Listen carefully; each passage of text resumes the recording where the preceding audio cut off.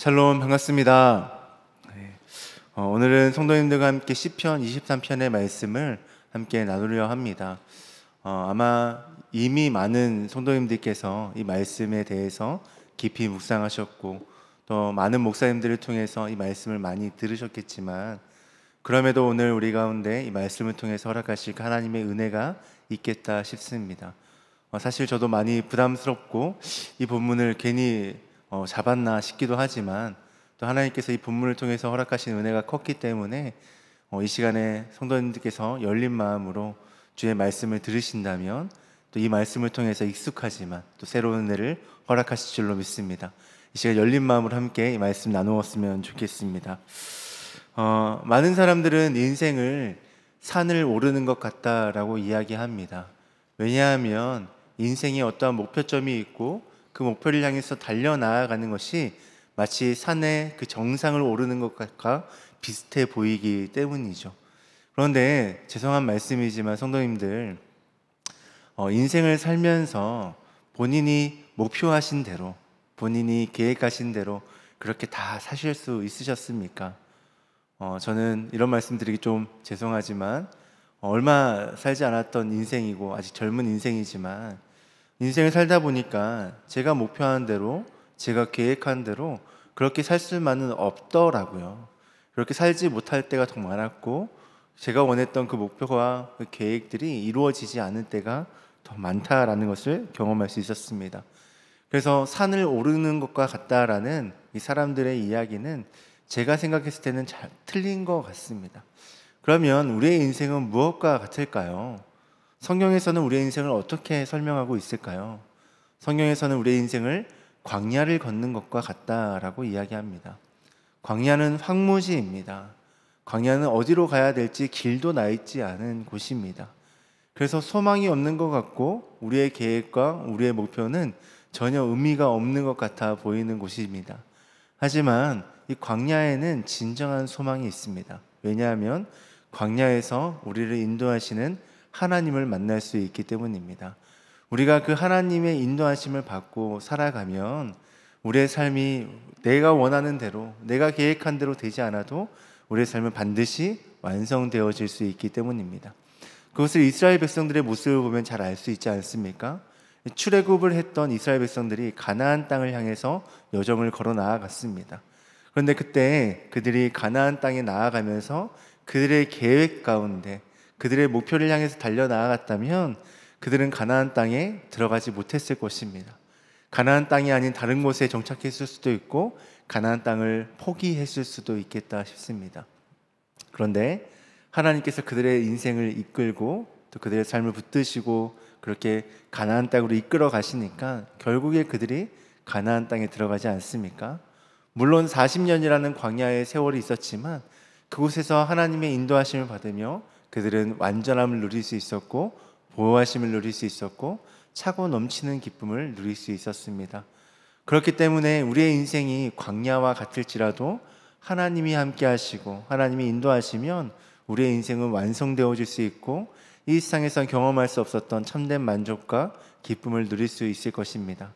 그래서 오늘 우리의 삶의 인도자 되시는 그 주님이 어떠하신 분이신지 또 그 주님을 우리가 어떻게 쫓아가야 되는지를 함께 말씀을 통해 나누려 하는데요. 이 말씀을 통해서 우리를 인도하시는 그 여호와 하나님이 어떠한 분인지를 깨닫고 그분만을 쫓아 살아가는 우리의 모습이 되길 간절히 갈망합니다. 오늘 우리가 함께 읽은 시편 23편은 다윗의 시편입니다. 이 말씀을 보면 다윗은 하나님이 자신의 인생에 있어서 가장 좋은 인도자이시다라고 고백을 합니다.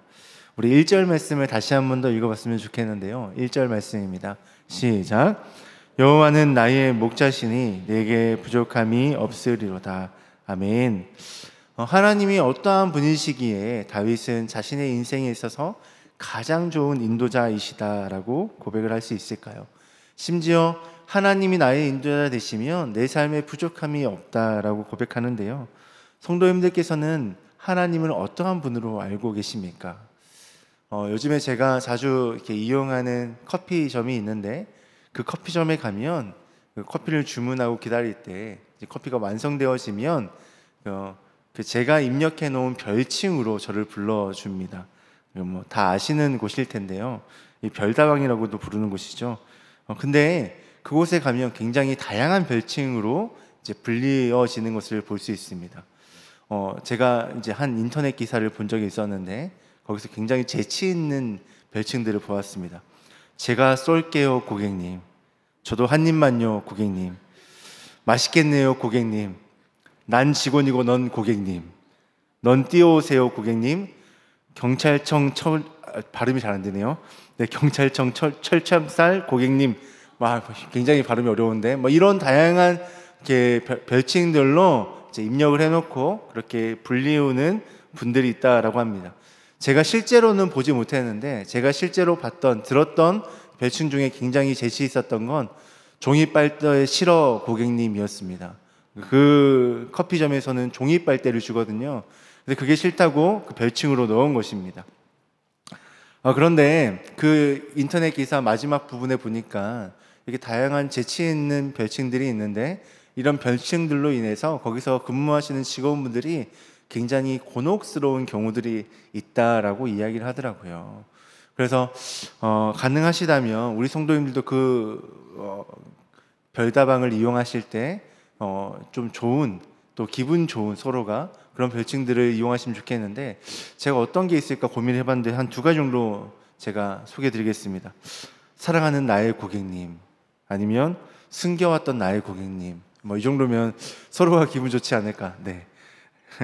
제가 갑자기 별칭을 말씀드리는 이유는 우리가 하나님의 이름을 통하여 하나님이 어떠한 분이신지를 알 수 있기 때문입니다.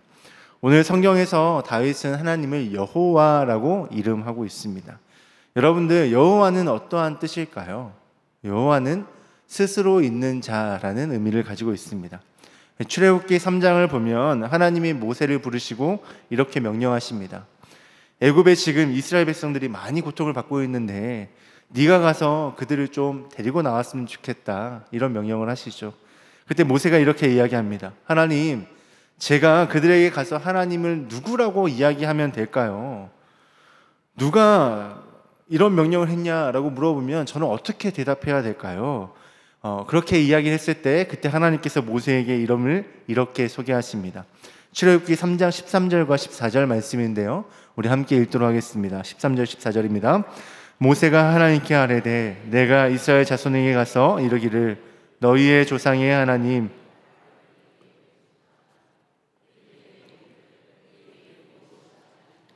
내가 무엇이라고 그들에게 말하리이까?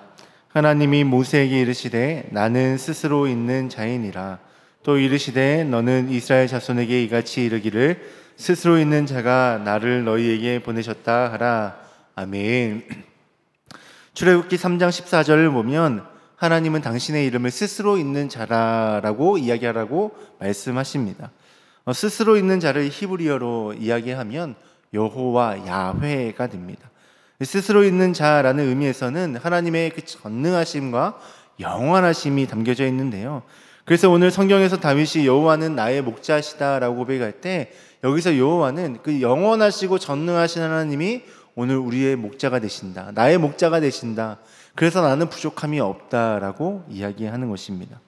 사랑하는 성도 여러분, 하나님이 우리의 목자, 우리의 인도자가 되신다면 우리의 삶이 어떻게 변할까요? 그 영원하신 하나님, 전능하셔서 불가능한 것이 없으신 그 하나님이 영원토록 우리의 삶의 인도자가 되시면 우리의 삶은 어떻게 변화되어질까요? 그 전능하신 하나님이 우리의 삶을 완성하신다면 우리의 삶은 반드시 완전해질 것입니다. 그렇기 때문에 그 하나님이 우리의 인도자가 되시면 우리에게는 부족함이 없는 것이죠. 다윗은 이런 하나님의 인도하심을 받고 나에게 부족함이 없다라고 고백한 것입니다. 시편 23편을 설교할 때 많은 목사님들이 인용하시는 예화인데요, 한 번은 어떤 목사님께서 주일 설교를 시편 23편으로 본문을 정하고 제목을 저와 같이 여호와는 나의 목자시니 라고 정하셨다라고 합니다. 그리고 그걸 이제 주보하시는 분에게 이제 넘겨드렸는데, 주보하시는 분이 이것 말고 더 없으신가요? 이렇게 이걸로 끝이신가요? 라고 이렇게 여쭤보셨다고 해요. 그때 그 목사님께서 무엇이 더 필요합니까? 라고 대답을 하셨다라고 하는데, 그 다음날 이제 일어나서 이제 주일날 예배당에 나가 이제 주보를 확인했는데 그 제목이 어떻게 되어 있냐면 여호와는 나의 목자시니 뭐가 더 필요합니까? 이렇게 되어 있었다라고 합니다. 그래서 목사님이 그 제목을 보고 굉장히 당황스럽고 이거 어떻게 해야 되나, 내가 정했던 제목이 아닌데 큰일 났다, 이렇게 막 걱정하고 계셨는데, 근데 말씀을 계속해서 묵상하다 보니까 그 제목이 맞다라는 겁니다. 여호와가 나의 목자가 되시면 뭐가 더 필요하지 않죠. 어떤 게 더 필요하지 않습니다. 왜냐하면 여호와가 나의 목자가 되시면 부족함이 없기 때문입니다. 우리는 더 이상 어떤 것도 필요하지 않습니다. 그만큼 하나님은 우리를 완전하게 하실 수 있는 분이십니다. 여호와 하나님이 오늘 우리의 인도자가 되셔서 우리의 삶을 이끌어 주신다면 우리는 완전한 삶을, 부족함이 없는 삶을, 더 이상 필요가 없는 그런 삶을 살아갈 수 있을 것입니다. 그래서 간절히 바라기는 다윗이 경험한 하나님이 오늘 우리의 목자가 되어주시기를 간절히 소망하는데요, 여호와 하나님이 오늘 저와 성도님들의 목자가 되셔서 우리의 삶을 이끄시고 우리의 삶을 완성해 주시기를 간절히 갈망합니다. 그런데 성도 여러분, 여호와 하나님이 오늘 우리의 목자가 되신다라는 고백의 의미가 그런 영원하시고 전능하신 하나님이 우리의 삶을 인도하신다 정도의 의미일까요? 만약에 그렇게 생각하셨다면 그건 절반의 정답입니다. 나머지 또 절반이 있다라는 것이죠. 여호와 하나님이 오늘 우리의 삶의 목자가 되신다라는 것은 그 전능하시고 영원하신 하나님이 우리의 삶을 인도하신다에서 끝나지 않고, 그 영원하시고 전능하신 하나님이 우리의 삶을 인도하실 때 우리가 그 인도하심을 좇아 살아가는 것까지가 포함되는 것입니다. 단순히 하나님께서 강권적으로 인도하실 것이 아니라 하나님께서 우리의 삶을 인도하실 때 우리가 그 인도하심을 좇아 따라가는 것입니다. 하나님의 뒤를 따라가는 것입니다. 하나님 우리의 인생의 길 삼는 것입니다. 이것을 이 다윗이 살던 고대 근동 지방의 문화를 보면 더욱더 분명하게 알 수 있는데요, 이 다윗이 시를 쓸 때에, 이 시편 23편을 쓸 때에 이 목자라는 의미가 단순히 이게 목동을 의미하는 것이 아니었습니다. 양들을 치는 목동을 의미하는 것이 아니었습니다. 이 당시에 목자라는 의미는 어떻게도 사용되었냐면 왕이나 주인에게도 사용되었습니다. 그러니까 여호와는 나의 목자이십니다 라고 다윗이 고백했을 때 여호와는 나의 목자라는 의미는 어떤 의미냐면, 여호와께서, 그 전능하신 하나님께서, 그 영원하신 하나님께서 우리의 삶을 인도하신다 정도가 아니라 그 영원하시고 전능하신 하나님을 내가 이제는 왕으로 모시겠습니다. 그 하나님을 내가 이제는 주인으로 모시겠습니다.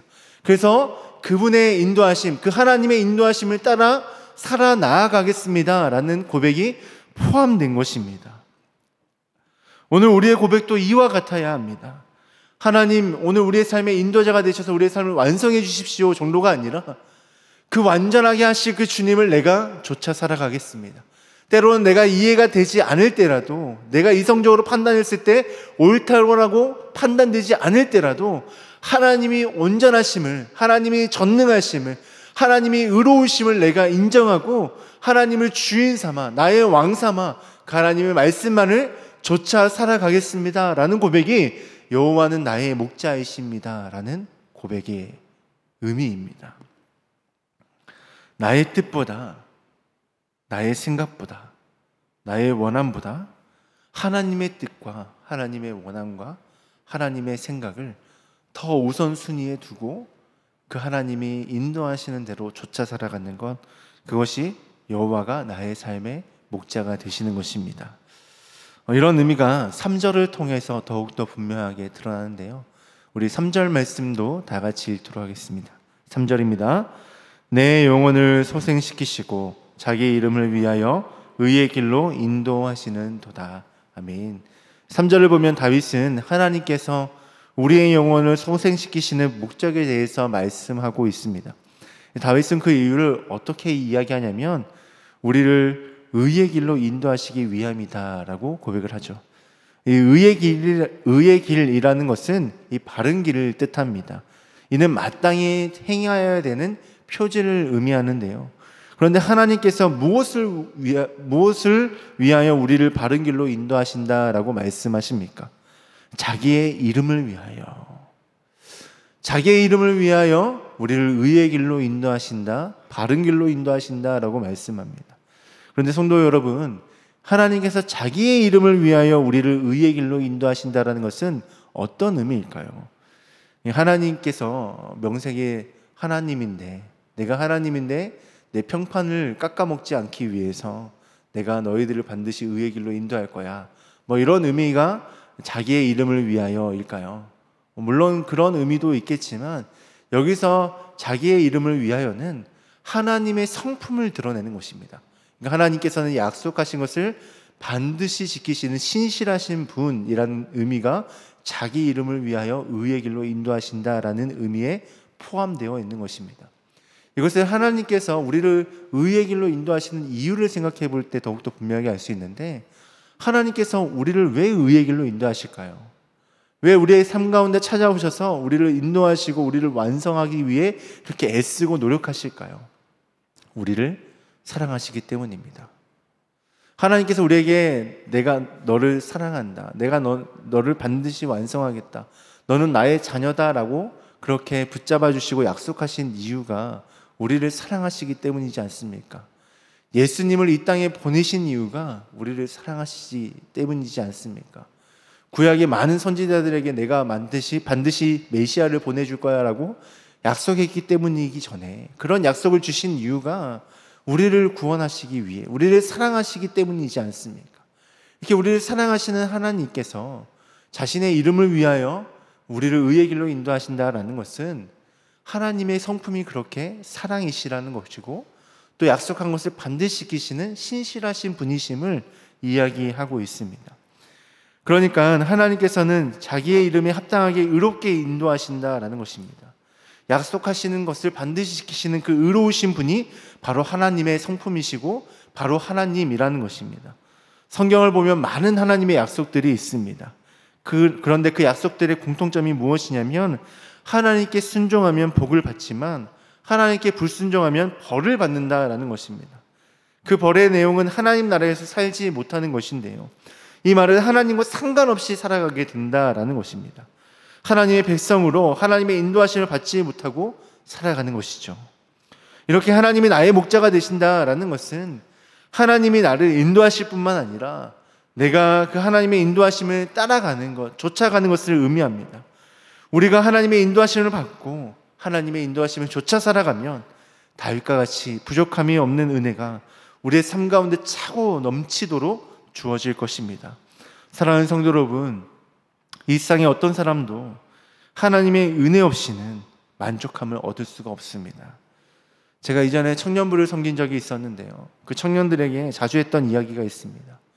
돈이 우리의 삶을 만족을 주지 못하고, 지식이 우리의 삶에 만족을 주지 못하고, 연인이 우리의 삶에 만족을 주지 못한다. 심지어 건강도, 명예도, 가족도 우리에게 만족을 주지 못한다 라는 것이었습니다. 그렇습니다. 이 세상에 그 어떤 것도 우리에게 만족을 줄 수 없습니다. 우리를 완전하게 채울 수 있는 것은 없습니다. 그러나 우리를 사랑하시는 하나님 아버지, 그 의로운 성품을 소유하신 채 우리를 의의 길로 인도하시는 그 하나님 아버지, 그 영원하시고 전능하신 그 여호와 하나님 아버지, 그 하나님 아버지가 우리의 삶의 목자가 되시면, 또 우리가 그분을 목자 삼고 그분을 쫓아 살아가면 우리의 삶은 그렇게 부족함이 없는 그 놀라운 은혜를 경험할 수 있을 것입니다. 다윗의 이 고백이 더욱더 신뢰가 되는 것은 무엇이냐면, 다윗은 이스라엘의 두 번째 왕이었음에 동시에 이스라엘의 최전성기를 누렸던 그때의 왕이었습니다. 다윗이 전쟁에 나아가면 웬만하면 다 승리를 했고, 그만큼 많은 부와 또 많은 명예와 많은 능력을 가졌던 사람이 다윗이었습니다. 그 당시에 최고라고 불려도 부족함이 없을 만큼 다윗은 많은 것을 가졌습니다. 그런데 그런 다윗이 내가 전쟁에서 승리하니까 만족함이 있더라, 내가 아내가 많으니까 만족함이 있더라, 내가 돈이 많으니까 만족함이 있더라, 내 자녀들이 잘 되니까 만족함이 있더라 라고 이야기하지 않습니다.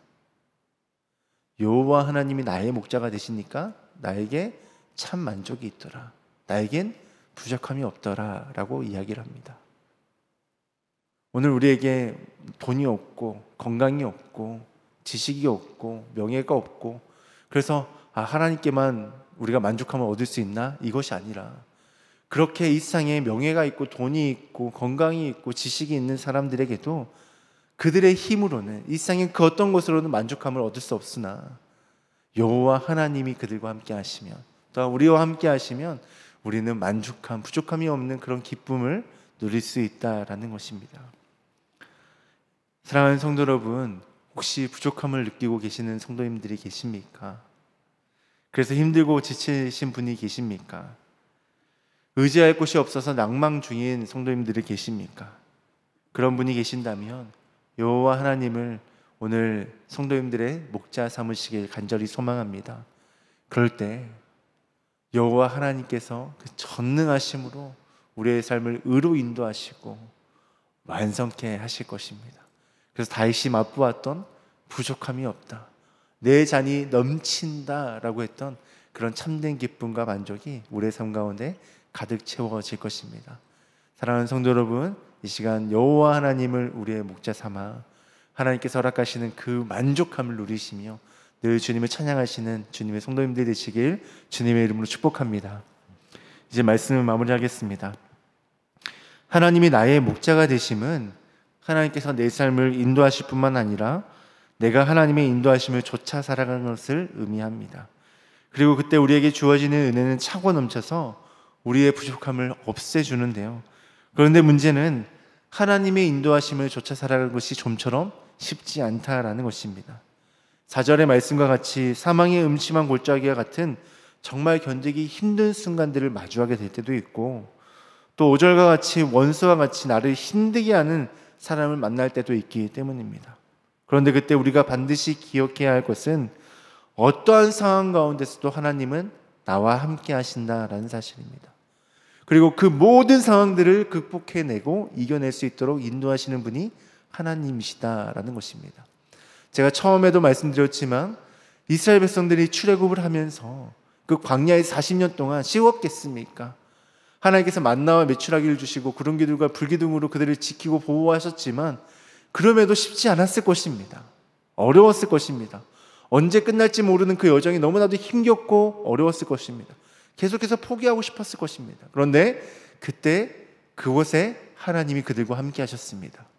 그리고 그들이 포기하려고 할 때 하나님은 포기하지 않으시고 끝까지 그들을 인도하셨습니다. 그리고 그렇게 하나님의 인도하심을 받은 사람들은 결국 가나안 땅에 이르게 되었습니다. 오늘 우리의 삶도 동일합니다. 힘들고 어려운 순간들을 마주할 때가 있습니다. 그러나 그때에 하나님이 함께 하심을 기억하시길 소망합니다. 그리고 그때도 하나님이 우리의 삶을 인도하고 계심을 기억하시길 소망합니다.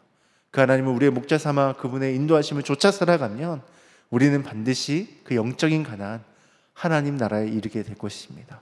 우리의 순례의 길이 순탄치는 않지만 그 순례의 길을 잘 완성하여 우리의 삶을 반드시 완성케 될 것입니다. 예전에 지구촌 교회를 담임하셨던 이동훈 목사님의 책에서 시편 23편에 관련된 예화를 읽은 적이 있는데요. 이 예화만 소개하고 말씀을 마무리하겠습니다. 한 어린 소년이 큰 병에 걸렸습니다. 그런데 이 병이 심각한 병이라 삶을 더 이상 이어가기가 어렵다라는 의사의 소견을 받게 되었습니다. 그때 그 소년은 자신의 상황에 절망하며 인생을 포기한 채 하루하루 살아갔는데요. 그런데 그때 포기하며 살아가던 어느 날 소년의 엄마가 그 소년에게 찾아와 시편 23편의 말씀을 읽어주었습니다. 그리고 엄마는 이렇게 이야기를 했습니다. 하나님이 엄마의 목자이셔. 그리고 또 너의 목자이셔. 하나님이 우리의 목자가 되시면 우리에게는 부족함이 없는 인생을 살아갈 수 있어. 사람은 누구나 죽는단다. 그러나 목자이신 하나님을 붙잡고 살아가면 그 사람은 천국으로 갈 수 있어. 엄마는 그 소년에게 이렇게 말을 하고 준비했던 반지를 그 소년의 네 번째 손가락에 끼워 주었습니다. 그리고 그 손가락 5개를 하나씩 접어가면서 이렇게 말했는데요. The Lord is my shepherd. 여기서 네 번째 손가락인 my를 기억하라고 이야기했습니다. 하나님은 나의 목자이셔. 하나님이 너의 목자이심을 반드시 기억했으면 좋겠어. 하나님이 나를 사랑하시고 나를 인도하시는 분이셔서 나를 반드시 완성하실 거야.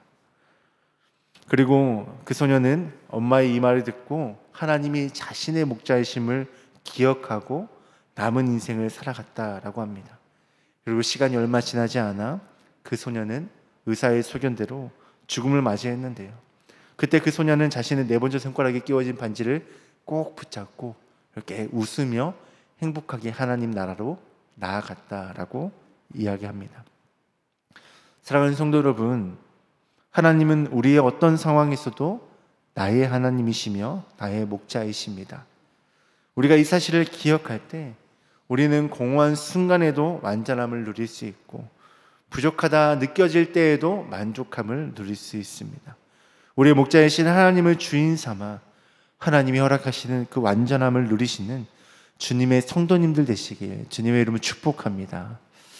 기도하겠습니다. 사랑의 주님, 오늘 말씀을 통하여 하나님이 우리의 목자가 되심을 다시금 마음에 새기게 하시니 감사합니다.